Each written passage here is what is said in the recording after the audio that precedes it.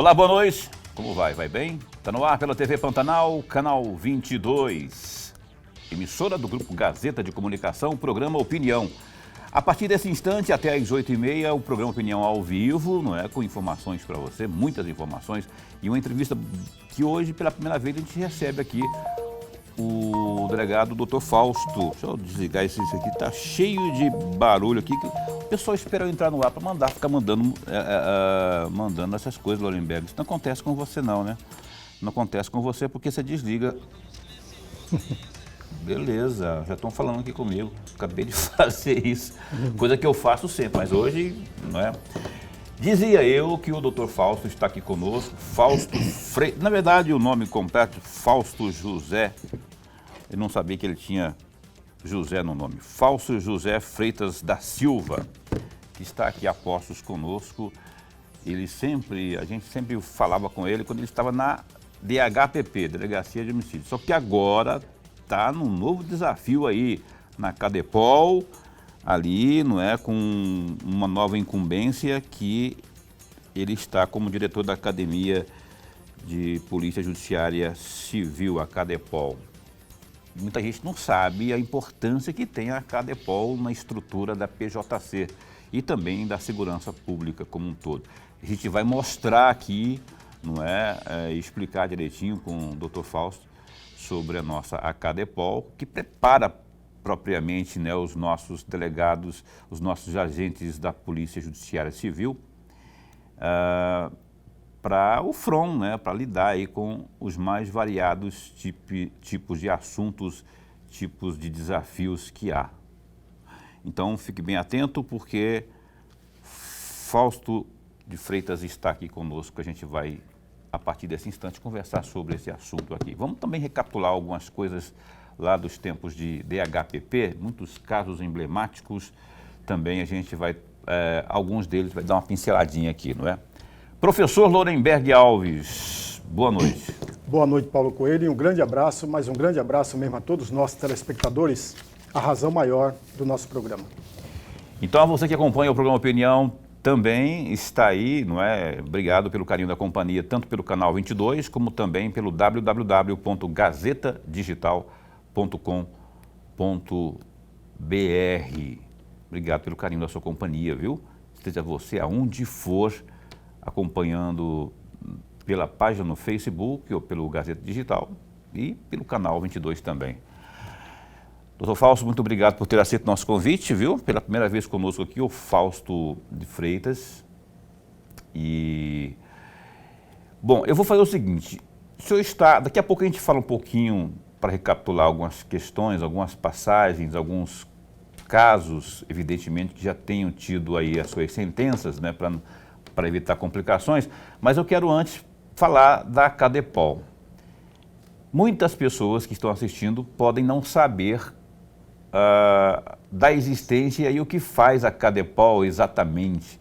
A gente tem imagens, daqui a pouco a gente vai mostrar para você, mas qual o desafio quando o senhor recebeu essa nova incumbência, o desafio da assunção da diretoria ali da Academia da Polícia Civil? Qual foi a principal recomendação? Ou, lá não é recomendação, tarefa, né? Vai e faça. Boa noite, bom tê-lo aqui. Boa noite, Paulo. Boa noite, professor Lorenberg. Boa noite a todos que nos assistem aqui do programa Opinião. Primeiro dizer que é uma satisfação, um prazer estar aqui com vocês e agradecer ao programa e à TV Pantanal em nome da Polícia Civil e em nome da Cadepol. Bom, a Cadepol é a Academia de Polícia. Isso gera até alguma confusão. Quando a gente comenta que está trabalhando na Academia de Polícia, o pessoal, num primeiro momento, acha até que é numa academia de ginástica da polícia, né? Não é. A academia é a unidade de ensino da polícia, né? É a escola da polícia. E lá nós temos a incumbência de desenvolver tanto a formação dos novos policiais que ingressam na instituição, a formação inicial, quanto também a formação continuada, né? Os cursos de capacitação para os nossos servidores que já pertencem aos quadros.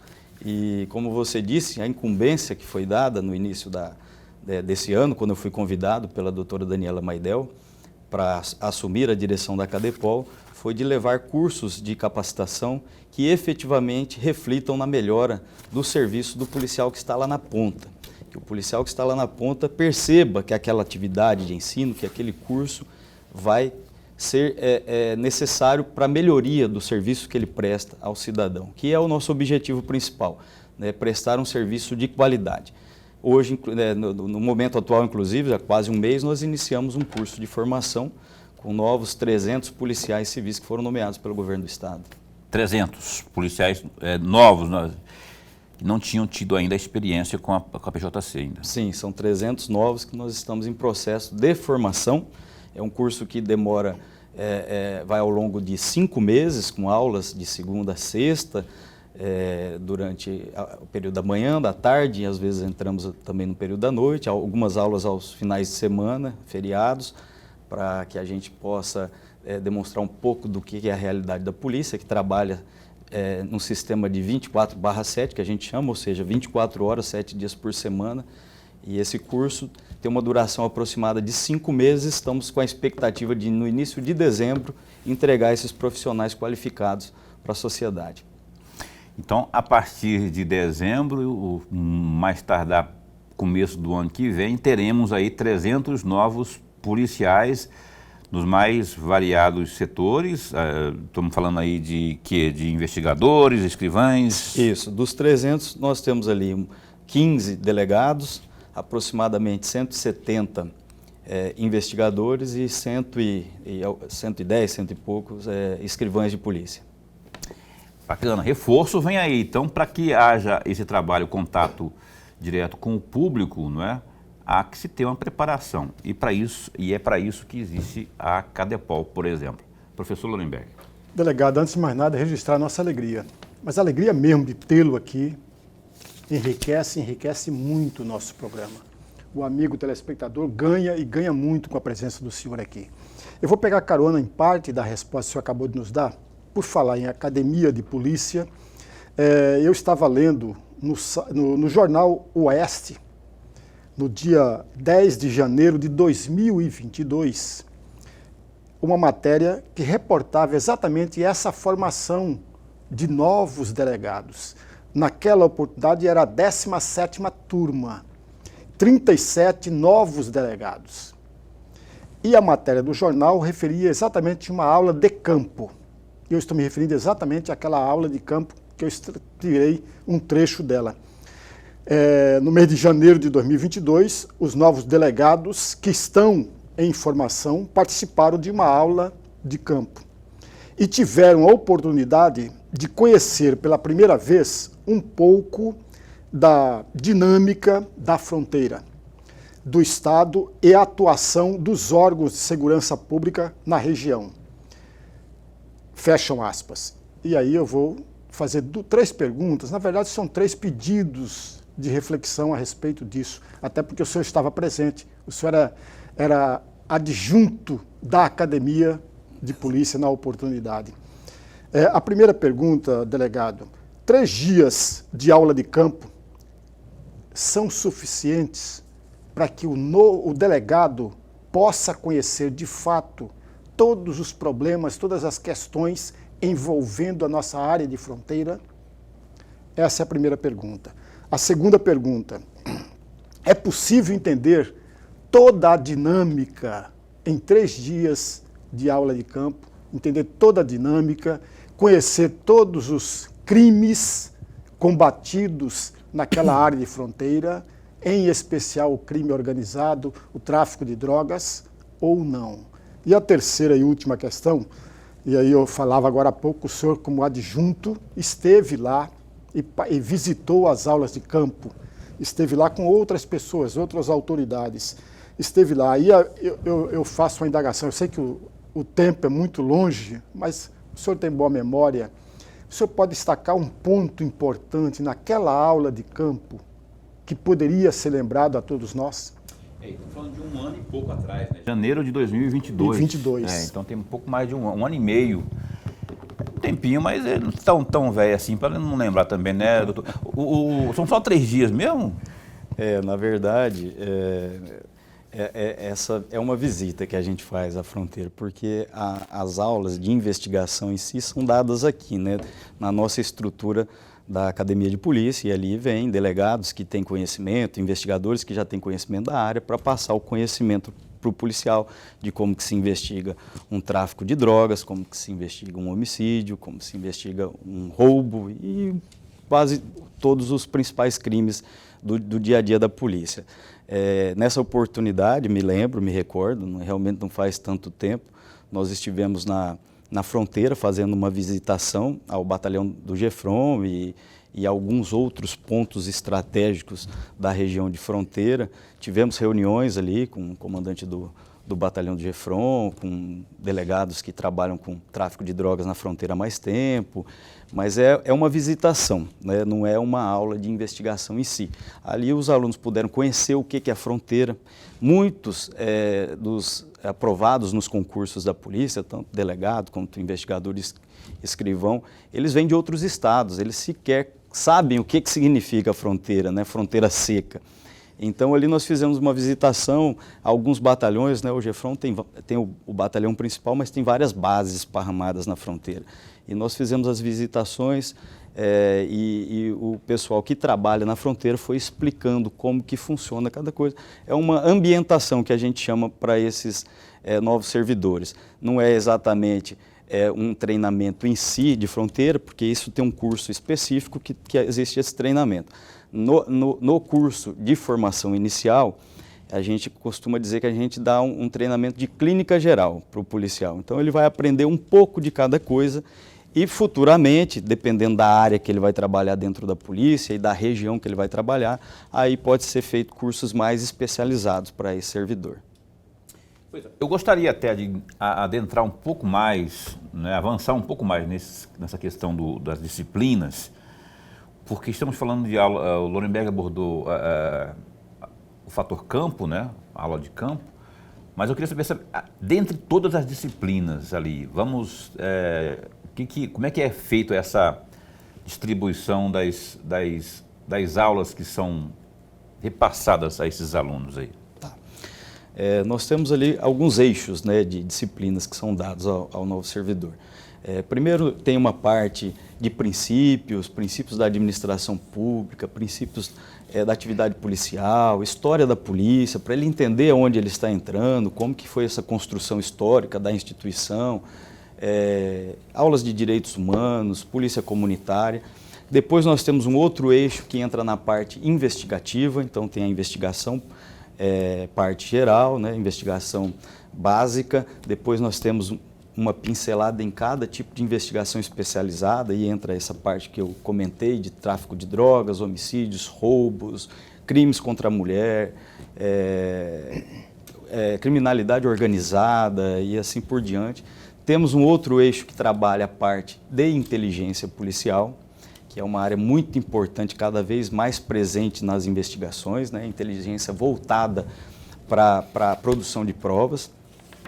E temos ali um eixo também operacional, que aí vai treinar o policial para manusear uma arma de fogo, para poder fazer o adentramento em um ambiente confinado, fazer uma abordagem, fazer um patrulhamento, um procedimento de blitz policial e assim por diante.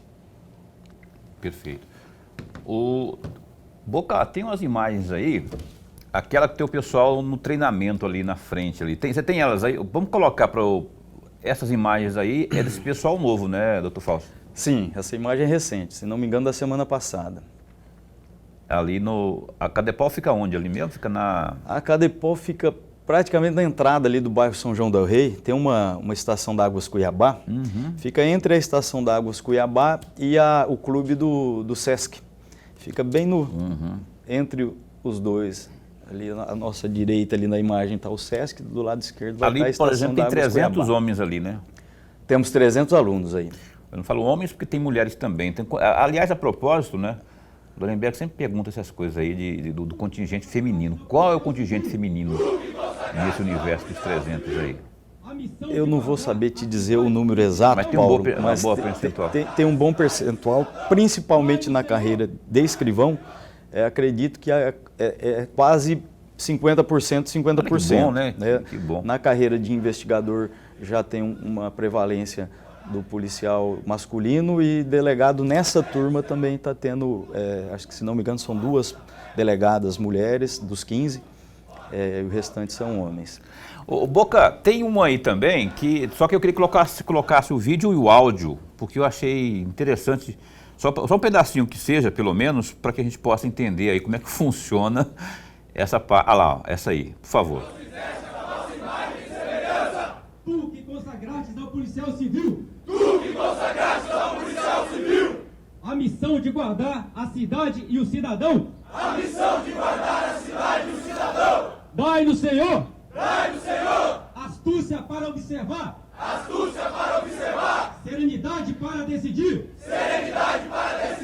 coragem para agir, fazei-nos, Senhor, fortes da fé, fortes de corpo e alma, leais para cumprir a nossa missão,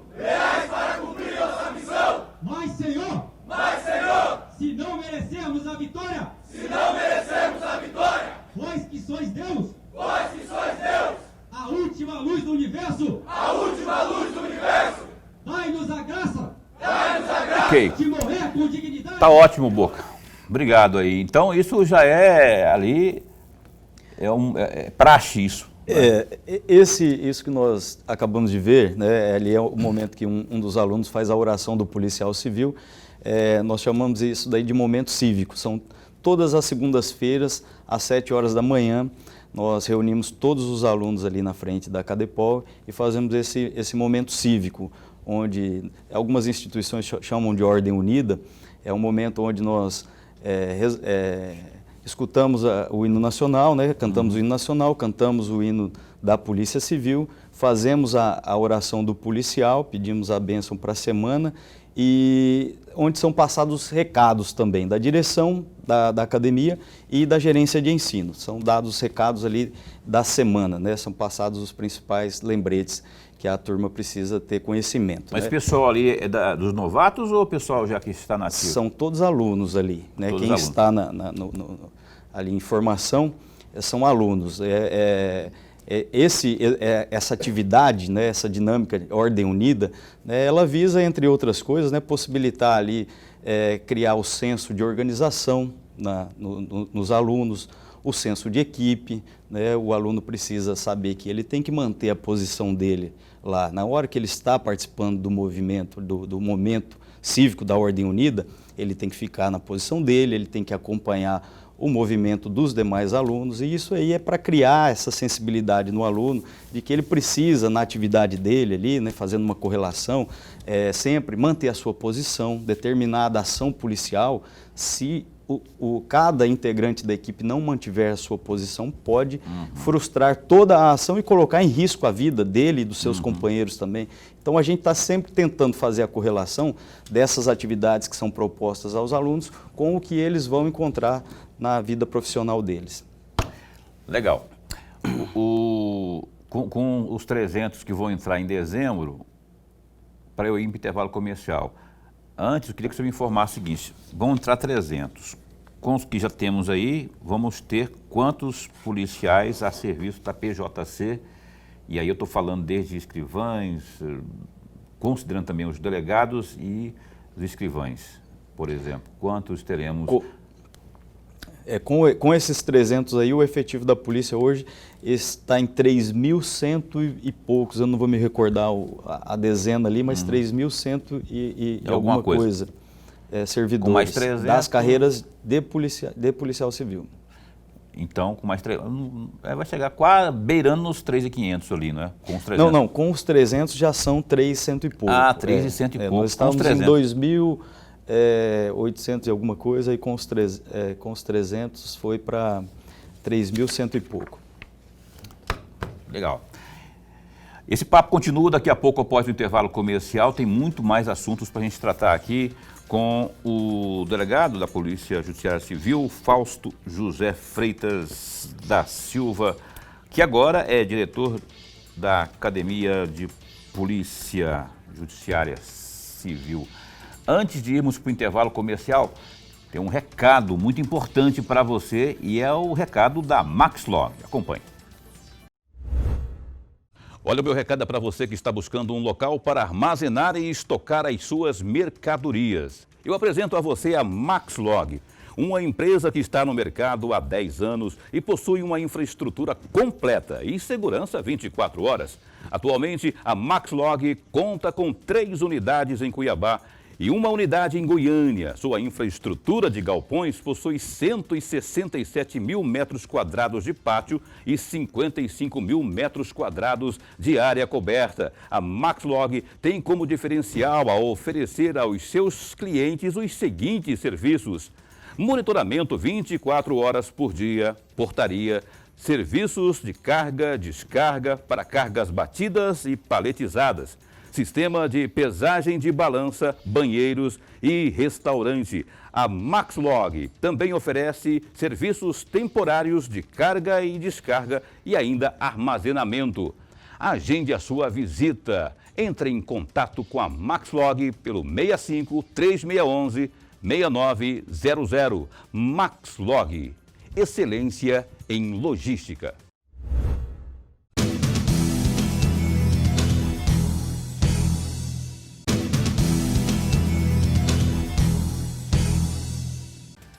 O Opinião está de volta aqui com uma entrevista, a primeira entrevista do Dr. Fausto aqui no programa Opinião, né? Fausto de Freitas. Ele agora está no comando, na diretoria da Cadepol, já passou pela roubos e furtos de veículos e também pela delegacia de homicídios. Vamos falar daqui a pouco sobre algumas questões do passado aí, mas vamos agora, nesse instante, ao Gazeta Digital, que é o www.gazetadigital.com.br. Algumas notícias que a gente separou para você.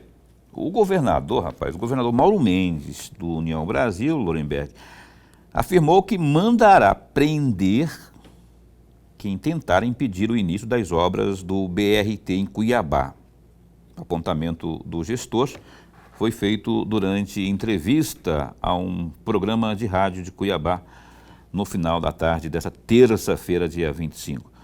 Conforme o chefe do Executivo Estadual, houve atraso no início das obras em Cuiabá devido a entraves na parte técnica. Contudo, garantiu que em breve a construção do BRT terá início na capital. O governador foi questionado sobre como seria feita a obra em Cuiabá. Isso porque o prefeito do município, o Emanuel Pinheiro, do MDB, tentou impedir o avanço do modal na capital. Aí, aspas para o Mauro Mendes. Infelizmente, houve toda essa novela terrível aí do tal do VLT durante esses anos todos. E a obra vai entrar em Cuiabá. Tivemos um problema de aprovação dos projetos porque é um RDCI, em regime diferenciado de contratação integrada, disse Mauro Mendes. Uma outra notícia aí, olha só, a Delegacia Especializada de Combate à Corrupção, a DECOR, abriu inquérito policial para investigar 3 gestores da Controladoria Geral do Estado, CGE, por suposto crime de prevaricação. O procedimento de apuração visa esclarecer se os servidores atuaram de forma dolosa para blindar o ex-governador Silval Barbosa, que atualmente está sem partido. Estão sendo investigados Emerson Hideki Hayashida, então controlador-geral do Estado, o José Benedito do Prado Filho, superintendente de Ações Especiais, e Almerinda Alves de Oliveira, adjunta da Corregedoria. O procedimento foi motivado por uma notícia de fato encaminhada pela 17ª Promotoria de Justiça Criminal da comarca de Cuiabá, o delegado Lucas Leles Lopes, que preside o procedimento investigatório. E a Secretaria de Estado de Fazenda, a Cefaz-MT, recebeu novas denúncias sobre golpes usando o programa Nota MT e alerta os usuários para não fornecerem dados pessoais ou financeiros. Os contatos são realizados por e-mail, SMS, WhatsApp e também por ligação, sempre fazendo referência a uma suposta premiação do Nota MT. É importante que os cidadãos fiquem atentos e sempre busquem informações nos canais oficiais da Secretaria e também do Nota MT. Quaisquer dados sobre os prêmios e também pagamentos devem ser consultados na área restrita do usuário no site ou aplicativo do Nota MT após informar login e senha na aba, aspas, meus prêmios. Gazeta Digital, www.gazetadigital.com.br. Essas e outras tantas você acompanha aí no nosso portal GD, que é o Gazeta Digital. Tem jogo do Flamengo, para quem gosta de esporte, ou tem a área de esporte, para quem gosta do Flamengo. Se confundem, né? Melhor time, melhor site e tal, essas coisas todas que a gente sempre fala. A Lorenberg fica com inveja, porque o Santos dele fica perdendo sempre lá, o outro São Paulino ali fica também com a cabeça... Enfim, o fato é que tem para todos os times as informações, para todos os gêneros, para você que busca informações de política, polícia, economia, cultura, esporte, lazer, enfim. Tem tudo isso no GD. Lorenberg, o Mauro Mendes, rapaz, ele tá maludo, né? Porque ele agora, porque ele ganhou aquilo que foi buscado na justiça, ele conquistou e está aí colocando em curso o projeto do BRT e parece que ele fica irritado quando fala de alguém tenta problematizar isso. Mas e se? Mas e se? O fato é que vai acontecer e ele ainda parece que ainda vê ameaças do lado do Emanuel Pinheiro, pro lado do irmão. Eu sei que os jornalistas, né, às vezes até de maldade eles provocam, né, mas o Emanuel Pinheiro ainda não concorda com isso, não. Essa é a senha para deixar o Mauro Mendes bravo, hein? Se quer falar, fala do Emanuel Pinheiro perto dele para você. Como é que você vê isso aí? Ele está certo na avaliação que você viu aqui, no disco que a gente deu? Paulo e amigo telespectador, eu vou fazer 3 observações muito rapidamente. Primeiro, é bom que todos nós tenhamos a clareza que o prefeito de qualquer cidade não é subordinado ao governador. Que, por sua vez, o governador não é subordinado ao presidente da República. Cada um tem a sua área de jurisdição. O chefe do executivo municipal é o prefeito. O chefe do executivo estadual, o estado é fictício, as pessoas moram no município. E para aprovar uma obra, o governador ou o presidente da República quiser tocar uma obra no município, ele tem que pedir a autorização para o prefeito. Tem que apresentar o projeto, amigos. O projeto tem que passar pelo aval de uma área do município. Uma vez aprovado, toca-se o projeto. E aí toca exatamente num dilema. Houve um embate, uma briga entre os dois, briga desnecessária. Essa briga, há muito tempo, entre o prefeito e o governador, quem perde, infelizmente, é o conjunto do munícipe cuiabano, que está perdendo. Infelizmente. Infelizmente, nem o governador tem razão e muito menos o prefeito tem razão. Nenhum dos dois tem razão. Quem perde tudo isso é exatamente o conjunto da população. E o governador não tem autoridade para mandar prender o prefeito. Isso é tão lógico e tão evidente. Veja, ninguém, até onde eu sei, pode até ser que eu esteja equivocado, ninguém pode obrigar o prefeito a aceitar uma obra tocada pelo governador do estado. E aí eu estou provocando o amigo à reflexão. Ora, se a obra contempla o interesse público, por que os dois grandes gestores do estado de Mato Grosso não estão juntos, discutindo e vendo o melhor para o conjunto da população? Por que será? Pergunta de $1 milhão. Por que será, não é? Se eu sou prefeito, por exemplo, vai vir uma obra para beneficiar o meu município, por que eu não vou abraçar a obra, não é? E vou ter que me colocar à disposição para contribuir, mas ali existe uma rixa política. Lorenberg, antes de voltar aqui com o doutor Fausto, essa tem que ser mais curta ainda, né? Eu lembrei do federalismo, quando você falou dessa história toda, a falta de independência, né? A gente falou muito disso quanto da reforma tributária, mas eu não quero falar da reforma tributária agora. Eu quero falar dessa decisão de hoje do Alexandre de Moraes. Alexandre de Moraes, ministro do Supremo Tribunal Federal. O que ele fez? Ele canetou uma decisão dele impedindo que se removam os pedintes de ruas, os moradores de rua de São Paulo, não é? Que havia lá uma decisão do município, né? Corroborado com o Estado também, de dar jeito à Cracolândia, coisa que já tem 40, 50 anos, você sabe que existe lá. E não é da alçada do Supremo, não passou pelo Legislativo, não houve Ministério Público, não houve ninguém. Houve sim a provocação de alguns partidos, notadamente de esquerda, dentre eles o PSOL, que é o partido do Boulos, não é?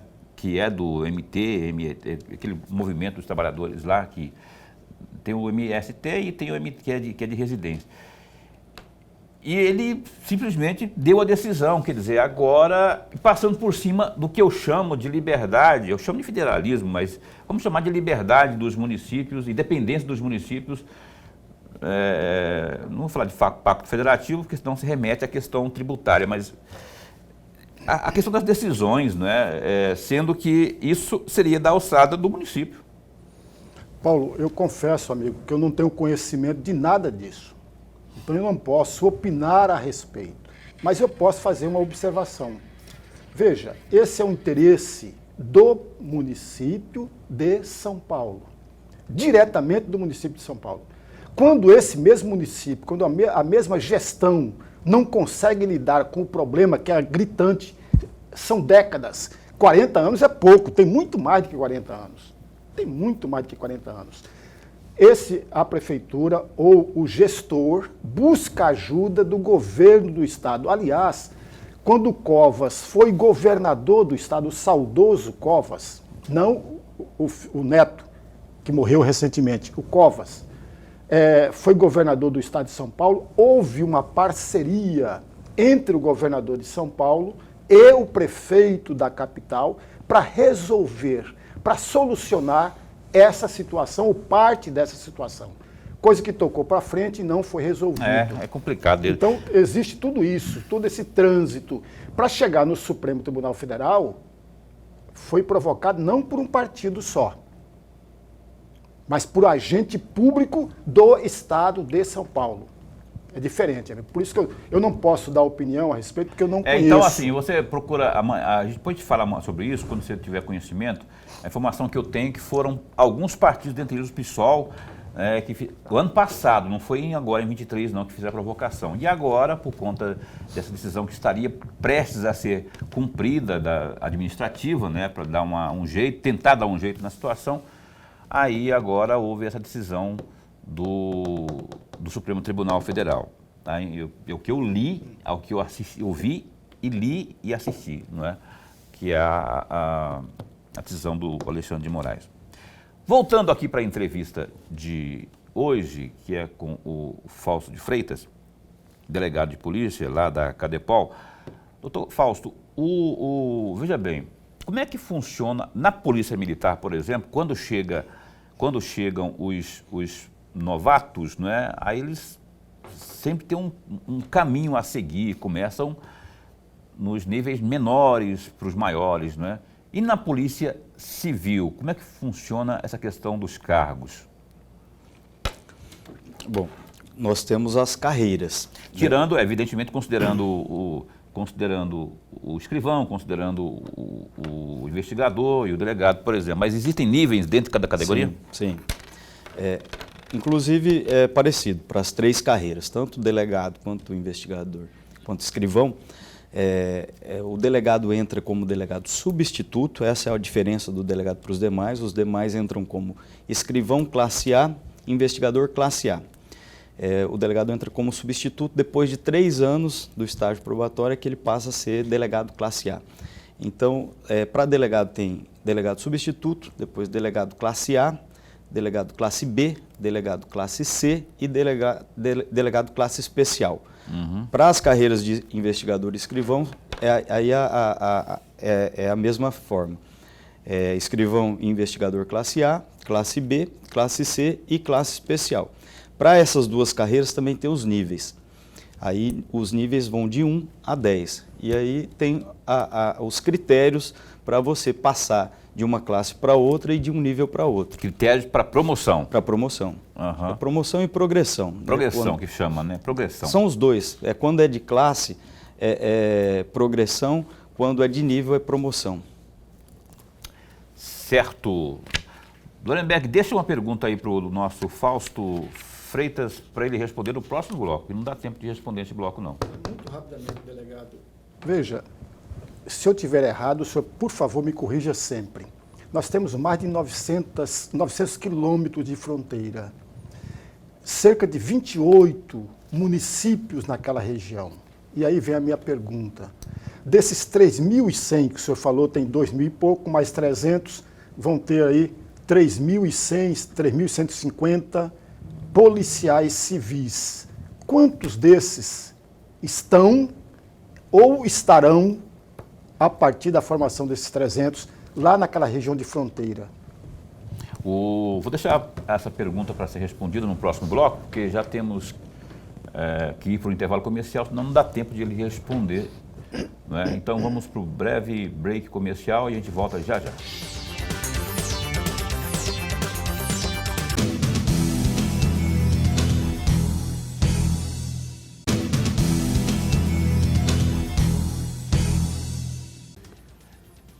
Olha só, a gente continua conversando aqui no intervalo comercial. O caríssimo Lorenberg deixou uma pergunta para o nosso entrevistado desta noite, que é o Fausto de Freitas, delegado de polícia lá da Cadepol. O senhor lembra da pergunta? Lembro. Por favor, então, vamos responder aí a pergunta do Lorenberg. Tá, vou tentar responder o professor.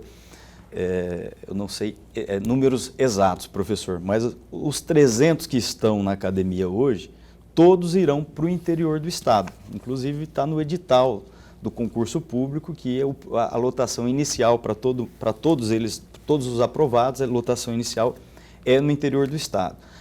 Não necessariamente o interior vai ter o acréscimo de 300. Antes da lotação desses novos servidores, possivelmente vai ter um processo interno de remoção dentro da polícia, e quem já está lotado nas unidades vai ter a possibilidade de se movimentar dentro do próprio interior ou até alguns para vir para a região metropolitana.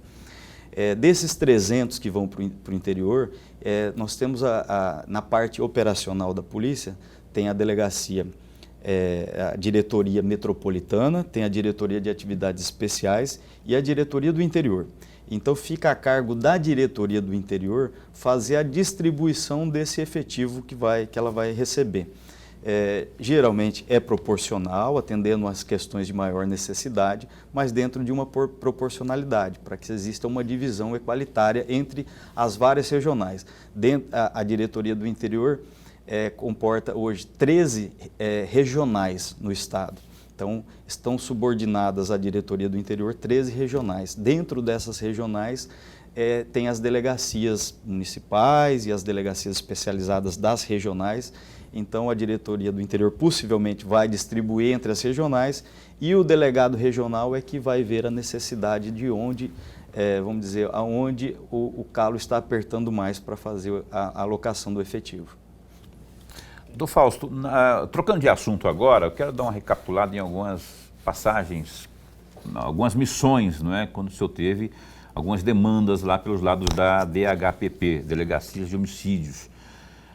Eu lembro que lá em julho de 2021, o Adilson Pinto da Fonseca, à época com 50 anos, ele foi condenado naquele dia, no dia 2 de julho, não é, a mais de 17 anos pelo homicídio aí de uma das vítimas, chamava-se Benildes Batista de Almeida, de 39 anos. Ela estava desaparecida lá desde 2013, não é? E o corpo dela, olha só, que macabro, foi encontrado em 2019, enterrado no quintal da residência do réu. Exatamente lá no quintal da casa do Adilson, no Nova Conquista, aqui em Cuiabá. Só que esse foi o segundo julgamento, já que o Adilson, ele estava aí, né, condenado também naqueles dias ali a 17 anos e 9 meses pelo assassinato da Thalissa de Oliveira Ormonde. O corpo dela também foi encontrado no quintal do Adilson. Esse é um dos casos mais emblemáticos, a gente está vendo a imagem, inclusive, ó, algumas fotos, inclusive em menor destaque ali, a cada uma das respectivas vítimas. Foi um dos casos mais emblemáticos que marcam sua passagem lá pela DHPP? Paulo, sim, esse caso realmente, ele marcou, né? É um caso diferente do que a gente costuma encontrar ali na DHPP, porque eles estavam sendo investigados como desaparecimento de pessoas, né? Os corpos da vítima ainda não tinham sido localizados, então as investigações foram sendo conduzidas como desaparecimento de pessoas, até porque uma das questões que ele colocou em dúvida na época é que uma das vítimas, ela estava morando na Europa e ela veio para o Brasil e tinha uma viagem de retorno para a Europa, então ele insistia que ela teria retornado para a Europa. E é um caso também que as próprias famílias das vítimas, né, num primeiro momento, eles tiveram dificuldade de aceitar que ele seria um suspeito, porque era o famoso bomboço, né? E um cara educado, tranquilo, aparentemente, mas que a partir do momento, os desaparecimentos tiveram entre um lapso temporal entre um e outro de aproximadamente 6 meses, ou um pouco mais, e em determinado momento se verificou nas investigações dos dois casos que as duas mulheres tinham se relacionado com esse mesmo homem, né, que era o suspeito. E quando eu cheguei retornei à DHPP, né, e aproveitando aqui, peço licença aqui para mandar um abraço para o Dr. Marcel e toda a equipe da DHPP. Sim. Uma delegacia que eu passei 10 anos, né, 8 anos investigando e os últimos 2 como coordenador titular da unidade. Mas quando em 2019, quando eu assumi esses 2 casos, já haviam várias diligências que haviam sido feitas, oitivas de testemunhas, familiares, o próprio suspeito já tinha sido ouvido. E nós fizemos uma reunião com a equipe que trabalhava no caso. E nós fomos juntando as peças e a equipe tinha lá uma opinião, né, uma convicção de que os crimes poderiam ter acontecido ali naquela residência onde ele morava. Tinha uma testemunha que falava que em determinado momento, na época que uma das mulheres desapareceu, viram o suspeito discutindo com uma mulher, ele arrastou ela para dentro da residência, ela gritando, e depois desse dia ela não foi mais vista, mas ninguém conhecia a mulher, não afirmava que era exatamente a vítima. Então tinha algumas dúvidas que eram colocadas no ar, mas que pela proximidade de tempo e características físicas foram levando a equipe a ser convencida de que a vítima, nesse dia que a testemunha fala da briga, que ela poderia ter sido morta ali, porque depois não foi mais vista. E alguns outros fatos, algumas denúncias que chegaram à delegacia de que na época dos fatos ele fazia muitas obras na casa, então a gente começou a suspeitar de que elas poderiam estar efetivamente enterradas naquele local. Fizemos ali uma força-tarefa com apoio de setores parceiros, né, da polícia. Nós tivemos um apoio de uma empresa que nos forneceu um equipamento que rastreia, escaneia o solo, na verdade. Ele passa no solo e verifica se tem alguma inconsistência, né? O solo tem um padrão, Se tiver alguma coisa diferente daquele padrão do solo, indica que pode ter ali um objeto, um corpo estranho dentro do solo. Um professor também da universidade nos deu apoio e conseguimos uma ordem judicial para realizar buscas nessa residência, uma ordem judicial autorizando expressamente, inclusive, se fosse o caso, perfuração do solo, né, de paredes e o que fosse necessário. E quando nós chegamos na residência, num primeiro momento, fomos fazer o mapeamento interno, o muro adentro da residência. Né? Ele não estava morando mais na residência, mas nós fomos até o local onde ele estava residindo. Tinha outra família morando lá, não? Era o familiar dele que estava morando. Familiar dele mesmo. A filha. E fomos até a residência dele, convidamos ele a acompanhar as buscas, ele foi de livre e espontânea vontade. E até esse momento ele não havia colaborado com nada, dado pista nem nada, né? Não havia colaborado com nada. E aí ele foi e nós começamos a passar o equipamento no solo, fazemos algumas inspeções junto com a Politec também, importante ressaltar nesse caso o trabalho da Politec. Excelente, né? Mas não estávamos tendo sucesso ali. E aí veio uma informação que tinha nos autos já, e junto com ainda conversando com populares ali da redondeza, os nossos policiais resgataram uma informação que tinha lá dos autos já e que o popular reforçou, de que na época do fato ele andou fazendo escavações na calçada dele. E nós fomos ali dar uma olhada na calçada e tinha uma parte do cimento que estava um pouco... Fofo. Ele tinha cedido, né? Ele tinha cedido, ele tinha... meio oco, né? Quando você parte assim, fica meio oco. Isso, Na verdade, ele já tinha cedido mesmo e estava ali já em relação ao restante da calçada. E até então, durante todo o período que nós estávamos fazendo buscas dentro da residência, ele se demonstrava muito tranquilo, estava com um semblante sereno, tranquilo. E quando nós começamos a movimentar ali nessa parte da calçada, ele começou a demonstrar um pouco de inquietação. Então nós começamos ali a fazer uma escavação manual no primeiro momento, com um pá, mas o buraco começou a ficar muito fundo. Então nós pedimos um apoio ali de uma retroescavadeira que se encontrava próxima ao local. E aí recebemos esse apoio. Quando a retroescavadeira começou a cavar, depois de umas 4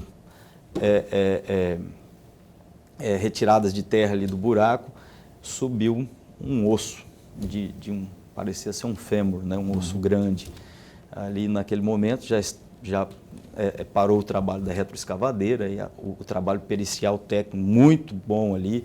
Os peritos foram lá e iam retirando osso a osso, com apoio de pincéis, né? E o trabalho técnico para não deteriorar, né? Aquele material que já estava enterrado. Essa primeira alçada era de quem? Era da Vanilda? Essa primeira ossada era da Thalissa. Thalissa, né? E pela ordem cronológica foi a primeira. Foi a primeira, né? Na verdade, ali era um buraco que ele havia cavado para ser uma fossa. Só que o tipo de solo ali não permitia se fazer fossa. Então ele deixou o buraco lá. Quando ele cometeu o assassinato, e tinham relatos ali, inclusive, de que ele mexia nessa calçada na madrugada, né? No período da madrugada. Então, quando ele cometeu o assassinato, ele foi lá e enterrou o corpo ali. Fez a calçada e, posteriormente, né, quando houve o caso da segunda vítima, porque existe ali uma questão cronológica, que é importante dizer que a Benildes, que foi a segunda vítima, ela foi casada com ele um tempo antes mesmo dele se relacionar com a outra vítima, a Thalissa. Só que eles foram morar na Europa e lá eles não tiveram, né, o relacionamento não prosperou, né? E parece que até tinha notícias de que ela havia arrumado um novo companheiro e ele retornou para o Brasil, mas até então ele era apaixonado, né, nessa mulher. Quando voltou para o Brasil, começou a se relacionar com a Thalissa e aí a questão da motivação tem uma questão de que parece que ela estava cobrando ele, um relacionamento mais sério, e a Benildes, ela havia marcado uma viagem de volta para o Brasil. Então, existe ali uma uma forte suspeita da investigação de que uma das motivações foi porque ele ficou com receio de que esse relacionamento da Thalissa pudesse prejudicar a tentativa, né, de reconciliação dele com a Benildes, né? Talvez ela já tenha uma história de bens também que ela poderia estar requisitando. Passado esse fato com a Thalissa, a Benildes retornou para o Brasil, ficou um tempo aqui e na véspera do retorno dela para a Europa, um dia antes, foi feita uma festa de despedida para familiares e amigos nessa mesma casa. E o interessante... Ele patrocinou a festa? Ele, acho que ela também, acho que os dois, né, conjuntamente ali. E o interessante é que esse buraco ele novamente enterrou o corpo num buraco que havia sido cavado para a fossa, mas pelo contexto da investigação, né, pelo que os fatos indicaram, provavelmente ele cavou esse novo buraco não com a intenção de fazer uma fossa, mas sim para servir de uma nova cova, porque o tipo de solo eram poucos metros um buraco do outro, então o tipo de solo era o mesmo, ele já sabia que aquele solo não era para fossa, não era para fossa, mas ainda assim ele havia cavado o buraco. E depois dessa festa todo mundo foi embora. Ela tinha 2 filhos que estavam ali na casa, eles foram dormir, os filhos eram pequenos ainda, estavam morando no Brasil com familiares dela, e eles foram para o quarto, e eu acho que ele tentou convencer ela a não ir embora, e ela não aceitou, e segundo ele mesmo conta, ele assassinou ela com uma pancada de um ferro de passar-roupa na cabeça. Santa mãe, frieza. Apesar dos vários anos, né, nós localizamos as ossadas quase 6 anos depois do fato acontecido, uma coisa bem improvável, né, que chama atenção. E depois disso daí ele enterrou o corpo dela, no dia seguinte saiu para trabalhar como se nada tivesse acontecido, voltou para casa, lá por volta do horário de almoço e perguntou para as crianças, cadê a mãe de vocês? Não está aqui. Quando a gente acordou, ela não estava em casa. Então ela deve ter ido embora para a Europa, né? Usou esse álibi. Então ela deve ter ido embora para a Europa. E as crianças, né? Mas ela nem despediu, ela deve ter ido sem despedir ainda, causou ainda um trauma ali na cabeça dessas crianças. Mas no momento que nós localizamos o primeiro corpo, depois ele veio aí então a colaborar e a passar ali as coordenadas de como nós faríamos para localizar o segundo corpo, que estava a poucos metros ali na mesma calçada. Mas o que marca isso daí, efetivamente, Paulo, professor, é ver assim que, apesar da dor da família, de saber que realmente foram vítimas de homicídio, que já era uma coisa que já era considerada como certa, mas o conforto da família de poder enterrar os restos mortais do seu ente querido, né? É muito difícil para uma família que sabe que às vezes o familiar está morto, mas não tem ali algo para uma espécie de conforto, né? Uma espécie de conforto. Uma espécie de conforto. Um desfecho triste, mas enfim, você tem que fazer é enterrar, não é? E pelo menos isso eles conseguiram. Esse rapaz aí, o Adilson Pinto, está preso. Adilson Pinto da Fonseca está preso. 50 anos, tinha 50 anos, né? E, enfim, a gente tem que encerrar o programa já, Boca. Falta um minuto.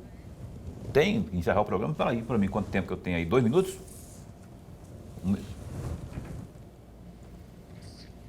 Fala para mim. Lorenberg, se tiver uma curtinha aí para a gente encerrar aqui. Muito rapidamente, até para concluir, para que ajude o nosso amigo telespectador, essas crianças, à época, tinha quantos anos? E eles ficaram a cargo de quem? Da avó, do avô? Ficaram a cargo da avó. Da avó materna? Materna, sim. Tem uma pergunta.